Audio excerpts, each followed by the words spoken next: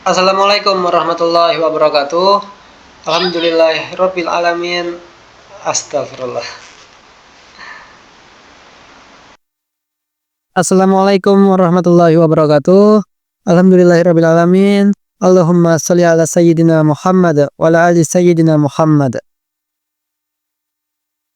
Baik, hari ini kita akan coba membahas atau menghitung mengenai konsep pendapatan nasional. Materi mengenai konsep pendapatan nasional ini dapat teman-teman lihat pada short yang ada di pojok kanan atas layar teman-teman. Ya, meskipun berupa short dan tidak ada penjelasan suara, tapi di sana ada materi yang telah saya tampilkan dan ada rumus-rumus untuk menghitung konsep pendapatan nasional. Jadi teman-teman, dalam video tersebut misalnya di bagian PNB atau produk nasional bruto atau dapat juga disebut GNP gitu ya. Jadi di sana saya sudah menampilkan mengenai penjelasannya di bagian sini. Lalu ada juga rumusnya di bagian bawah sini. Bukan hanya PNB atau GNP, tapi juga di beberapa bagian yang saya rasa perlu gitu ya. Misalnya dalam PNN di sini ada penjelasannya dan di sini ada rumusnya. Jadi dalam konsep pendapatan nasional itu setiap bagiannya atau setiap konsepnya gitu ya sudah ada rumusnya tersendiri. Misalnya dari PNB adalah produk nasional bruto atau gross national product, di mana rumus dari PNB adalah GDP atau GDP ditambah dengan pendapatan WNI di luar negeri dikurang dengan pendapatan WNA di dalam negeri.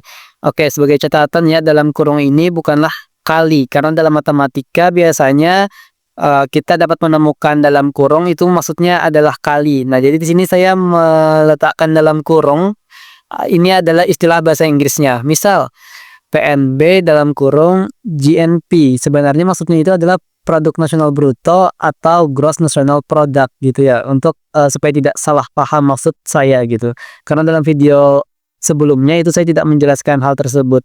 Karena dalam ilmu ekonomi, dalam mata pelajaran ekonomi biasanya kita sering mendapatkan istilah-istilah bahasa Inggris.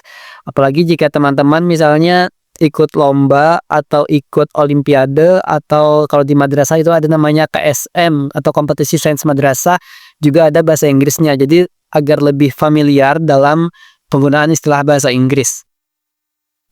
Nah, jadi di PNB hingga ke disposable income dalam video tersebut ada rumus yang telah saya tampilkan. Misalnya dalam disposable income itu rumusnya adalah personal income ditambah dengan pajak penghasilan. Nah, jadi tapi setiap rumus yang telah ada dalam video tersebut sebenarnya dapat disambungkan. Nah, ini adalah rumus-rumus tersebut jika kita gabungkan karena rumusnya itu saling terintegrasi atau saling menyambung gitu ya. Misalnya dari GDP, dari PDB dulu nih. PDB atau produk domestik bruto atau GDP atau gross domestic product. Jika ini ditambahkan dengan pendapatan WNI lalu dikurang dengan pembayaran WNA di dalam negeri, maka akan menghasilkan PNB, produk nasional bruto. Ini sama seperti yang teman-teman lihat dalam cara mencari PDB nih, cara mencari PNB maksudnya adalah dengan PDB ditambah dengan pendapatan WNI di luar negeri dikurang pendapatan WMA di dalam negeri. Sama seperti ini tadi. Memudahkan teman-teman dalam menghafalnya, ini bisa di screenshot dan dihafalkan, tapi yang terpenting adalah dipahami. Karena kalau kita sudah paham, maka biasanya lebih mudah untuk menghafalnya. Dan jangan lupa untuk sering-sering latihan soal, karena jika dalam latihan biasa di kelas mungkin guru masih memperbolehkan untuk membuka soal, untuk membuka rumus maksudnya. Tapi jika dalam ulangan, apalagi jika teman-teman ikut lomba, maka alangkah bagusnya ini sudah ada di luar kepala teman-teman agar tidak memakan waktu untuk mengingat-ingat rumus ini. Dan ini juga rentan untuk terbalik gitu ya, kalimat komponen-komponen dalam konsep pendapatan nasional ini maksudnya. Oke, jadi sebenarnya rumus yang panjang dari PDB ini sampai ke disposable income yang di bawah ini adalah gabungan dari potongan-potongan slide gitu ya, potongan-potongan slide yang ada dalam short sebelumnya yang ini maksudnya. Jadi teman-teman bisa dibuka lagi video tersebut jika ingin memastikannya. Dan ini adalah penggabungan rumus tersebut agar teman-teman lebih mudah memahami dan menghafalkannya. Misalnya PDB ditambah pendapatan WNI dikurang pembayaran WNA di dalam negeri mendapatkan PNB, lalu dikurang penyusutan atau depresiasi, lalu dikurangi barang pengganti modal kita bisa mendapatkan PNN atau produk nasional neto, lalu dikurang pajak tidak langsung ditambah subsidi kita bisa mendapatkan pendapatan nasional neto, dikurangkan laba ditahan, dikurang iuran asuransi, dikurang iuran jaminan sosial, dikurang pajak perseroan, ditambah pendapatan bunga, ditambah pembayaran transfer atau transfer payment, kita juga akan mendapatkan pendapatan perorangan atau personal income. Dikurangi lagi pajak penghasilan, maka kita akan mendapatkan pendapatan yang siap dibelanjakan atau pendapatan setelah pajak yang juga disebut disposable income.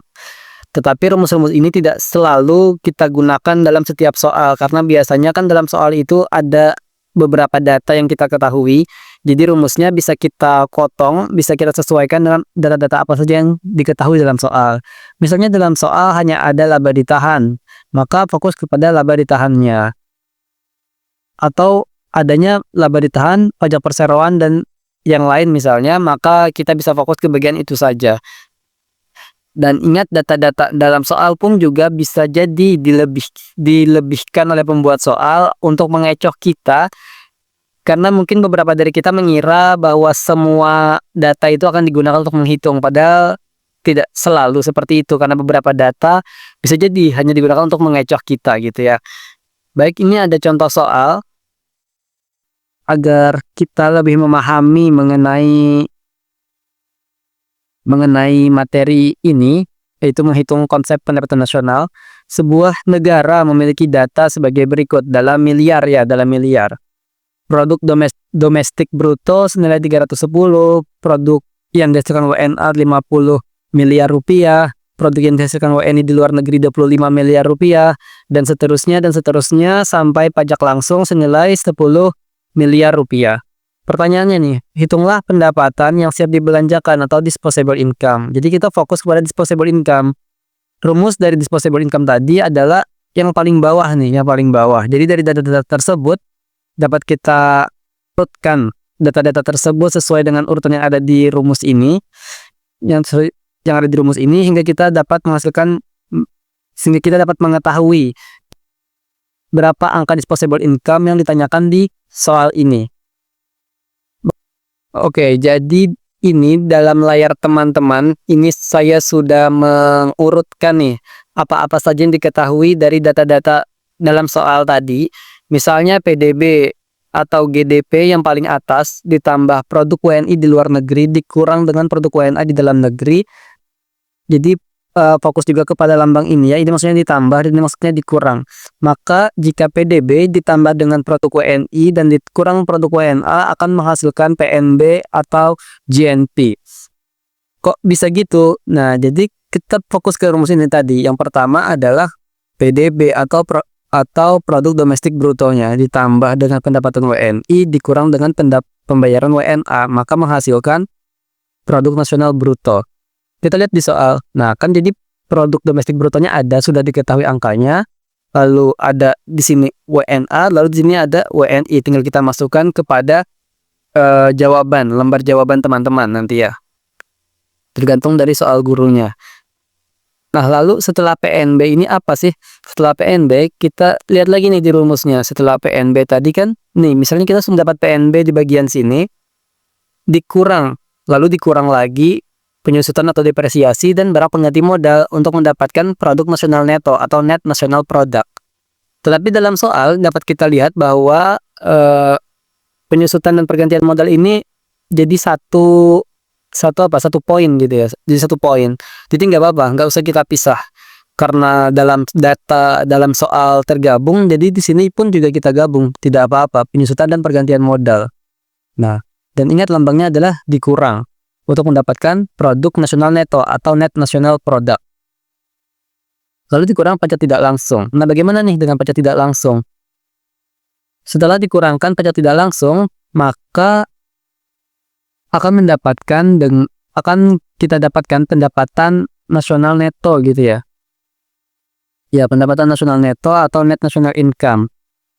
Tapi apakah hanya beda tidak langsung? Bukankah dalam rumus juga ada nih subsidi, juga ada ditambah subsidi. Nah, sekali lagi, kita fokus kepada data yang ada pada soal. Pajak tidak langsungnya ada, tapi jika kita baca sampai bawah, tidak ada ditemukan subsidi. Jadi tidak perlu kita masukkan sesuatu yang tidak ada.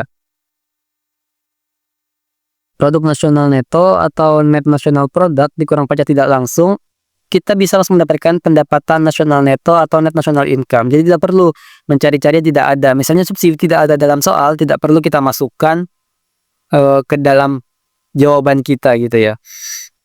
Nah, lalu sisanya ini adalah apa-apa yang belum kita hitung. Kita coba cek dulu apa aja gitu ya dari net national income ini yang kita hitung sehingga kita dapat mendapatkan pendapatan perorangan atau personal income. Oke, jadi ada dana sosial, laba ditahan, pajak perseroan, iuran asuransi, transfer payment, dan pajak langsung gitu ya.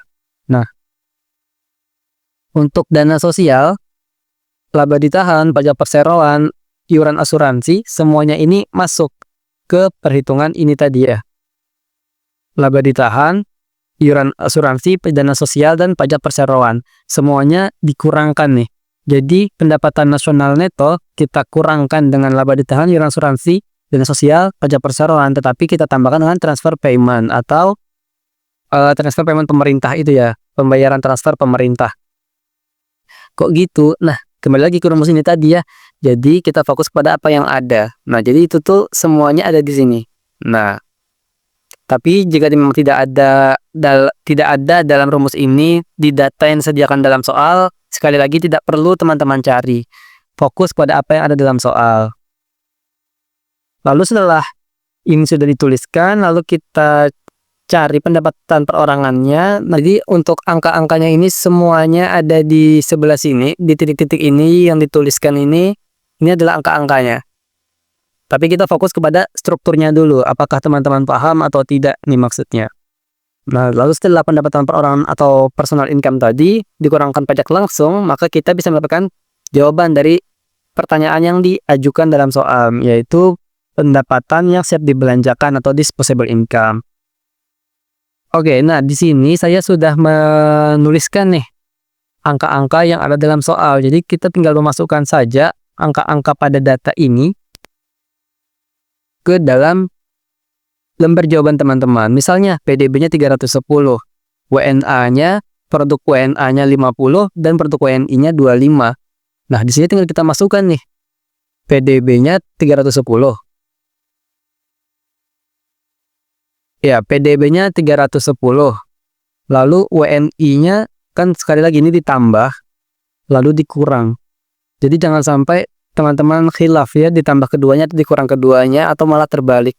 Lalu setelah 310 ini ditambahkan dengan produk WNI 25 lalu dikurangkan dengan produk WNA-nya 50. Maka kita bisa mendapatkan PNB-nya senilai 285 miliar rupiah tadi.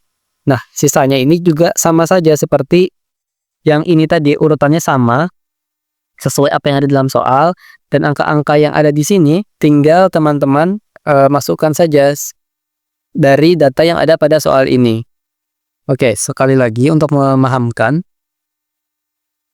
Dari PNB atau GNP tadi, dari PNB 285 miliar rupiah ya. Oke, PNB dikurang penyusutan dan pergantian modal. Ingat lambangnya dikurang. Di mana nih dapat angka ini? Dapat 28 ini dari mana? Kembali lagi ke penyusutan dan pergantian modal tadi. Penyusutan dan pergantian modal angkanya adalah 28. Maka kita masukkan 28 ke sini. Nah, lalu 285 dikurang 28 dikurangkan dapatlah 257 miliar rupiah untuk produk nasional netonya atau net nasional produknya. Dan ini terus berlaku sampai bawah hingga kita mendapatkan pendapatan yang siap dibelanjakan.